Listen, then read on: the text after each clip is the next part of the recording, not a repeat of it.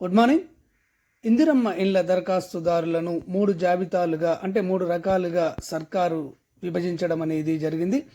ఈ 3 జాబితాల్లో ఎవరికి ముందు 5 లక్షలు ఇవ్వనున్నారు అన్న పూర్తి వివరాలను ఈరోజు మీకు తెలియజేస్తాను. ఇప్పటికే 71,482 మందిని ఇందిరమ్మ ఇండ్ల కోసం సర్కారు ఎంపిక చేయడం అనేది జరిగింది. ఇందిరమ్మ ఇండ్ల దరఖాస్తులను అంటే పరిశీలించిన వాటిని అధికారులు 3 జాబితాలుగా విభజించారు. సొంత ఇంటి స్థలాలు ఉండి ఇండ్లు లేని వారిని L1 జాబితాలో చేర్చారు. ఈ జాబితాలోకి సొంత స్థలంలో పూరి గుడిసె, పూరిపాక, మట్టి మిద్దెలు, రేకులో ఇండ్లు ఉన్నవారు కూడా ఈ జాబితాలోకే రావడం అనేది జరుగుతుంది. సొంత స్థలం లేనివారు L2లో ఉన్నారు. వీరంతా స్థలంతో పాటు ఎలాంటి ఇండ్లు లేనివారే. సొంత ఇల్లు ఉండి ఇందిరమ్మ ఇంటి కోసము దరఖాస్తు చేసుకున్న వారిని L3లో చేర్చడం అనేది జరిగింది. అంటే ఇప్పటికే ఆర్సీసీ స్లాబ్ ఇల్లు కలిగి ఇందిరమ్మ ఇండ్ల కోసం దరఖాస్తు చేసుకున్నటువంటి వారిని L3లో చేర్చడం అనేది జరిగింది.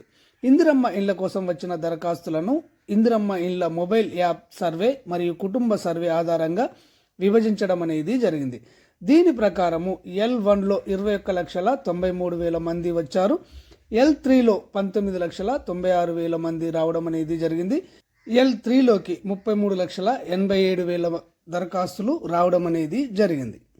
GHMCలో అంటే గ్రేటర్ హైదరాబాద్లో ఇంకా 2,43,000 ఇండ్లను పరిశీలించాల్సి ఉంది. మొదటి విడతలో 562 గ్రామాల నుంచి 71,482 మందిని ఇందిరమ్మ లబ్ధిదారులుగా ప్రభుత్వం ఎంపిక చేసింది.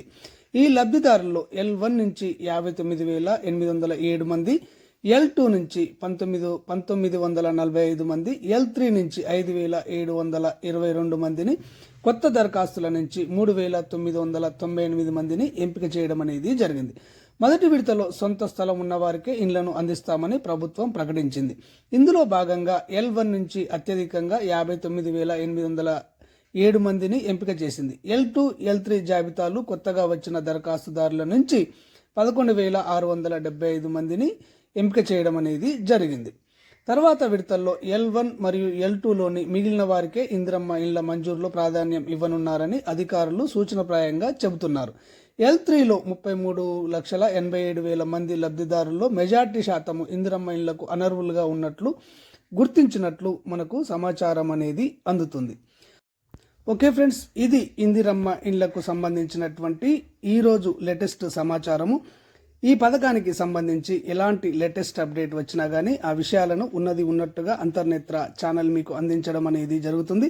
ఈ సమాచారం మీ మొబైల్లో రావాలి అంటే, మీకు తెలియాలి అంటే వెంటనే అంతర్నేత్ర ఛానల్ను సబ్స్క్రైబ్ చేసుకోండి. ధన్యవాదాలు.